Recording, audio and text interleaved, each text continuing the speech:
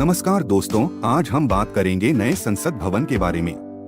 अगर चैनल पे नए हैं तो चैनल को लाइक, शेयर और सब्सक्राइब जरूर करें।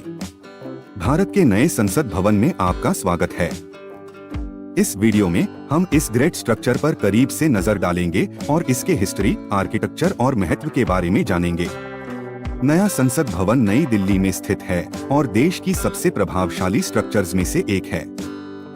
भवन का निर्माण 2019 और 2022 के बीच किया गया था और इसकी डिजाइन और आर्किटेक्चर भारत की रिच कल्चरल विरासत और मॉडर्निटी को शो करता है। न्यू पार्लियामेंट बिल्डिंग एक सर्कुलर स्ट्रक्चर है जो 65,000 वर्ग मीटर के क्षेत्र में फैली हुई है। बिल्डिंग में मॉडर्न आर्किटेक्चर और भारतीय कल्चरल तत्वों का एक अनूठा मिक्सचर है। बिल्डिंग में कुल 1224 रूम्स हैं और इसमें 1224 लोग बैठ सकते हैं। न्यू पार्लियामेंट बिल्डिंग का इंटीरियर बाहरी की तरह ही इम्प्रेसिव है। बिल्डिंग में 91 मीटर के डायामीटर वाला एक बड़ा सेंट्रल हॉल है जो गुंबद के आकार की छत से ढका है। हॉल 12 कमेटी चेम्बर्स से घिरा हुआ है जिनका उपयोग पार्लियामेंट मीटिंग्स के लिए किया जाता है।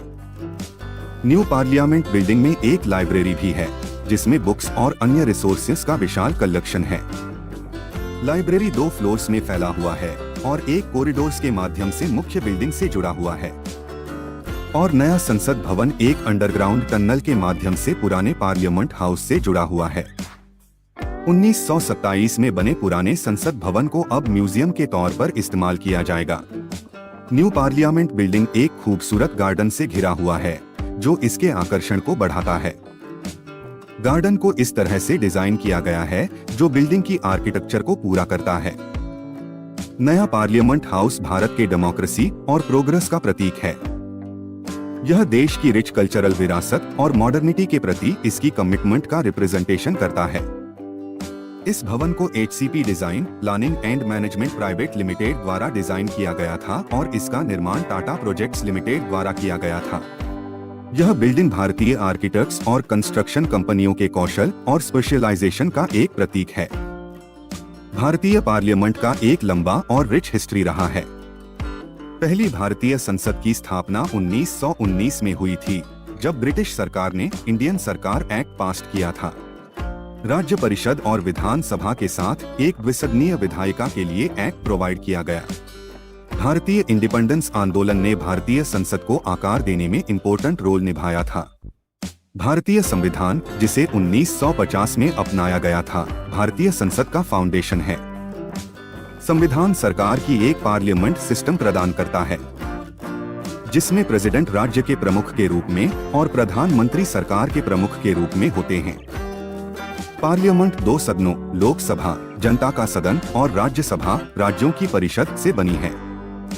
लोकसभा में 545 सदस्य हैं जो भारत के लोगों द्वारा चुने जाते हैं, जबकि राज्यसभा में 245 सदस्य हैं जो असेंबलीज के सदस्य द्वारा चुने जाते हैं। पार्लियामेंट साल में 3 बार लगभग 70 दिनों के लिए मिलती है।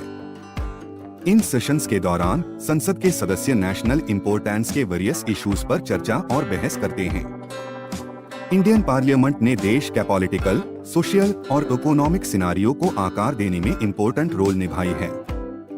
इसने ऐसे लॉ पास किए हैं जिन्होंने देश को बदल दिया है और इसके लोगों को एम्पावर्ड बनाया है और यह आने वाली पीढ़ियों के लिए आशा की किरण के रूप में काम करता रहेगा। बिल्डिंग को 150 से अधिक वर्षों के जीवन काल के लिए डिजाइन किया गया है। इसे अर्थक्वेक रेजिस्टेंट होने के लिए भी डिजाइन किया गया है। अंत में भारत में नया संसद भवन एक शानदार संरचना है जो देश की रिच कल्चरल विरासत और मॉडर्निटी के प्रति इसकी कमिटमेंट का रिप्रेजेंटेशन करता है। यह भारत के लोकतंत्र और प्रगति का प्रतीक है और देश के शासन में महत्वपूर्ण भूमिका निभाता है। बिल्डिंग का डिजाइन और आर्किटेक्चर भारतीय वास्तुकारों और निर्माण कंपनियों के कौशल और स्पेशलाइजेशन का एक वसीयतनामा है। जैसे जैसे भारत आगे बढ़ रहा है और विकसित हो रहा है, नया पार्लियामेंट हाउस इसके लोगों के लिए एक महत्वपूर्ण लैंडमार्क का प्राइड और गर्व का सोर्स बना रहेगा। आई होप ये वीडियो आपको पसंद आया होगा। यह थी कुछ जानकारी नए पार्लियामेंट हाउस के बारे में। And please subscribe my channel.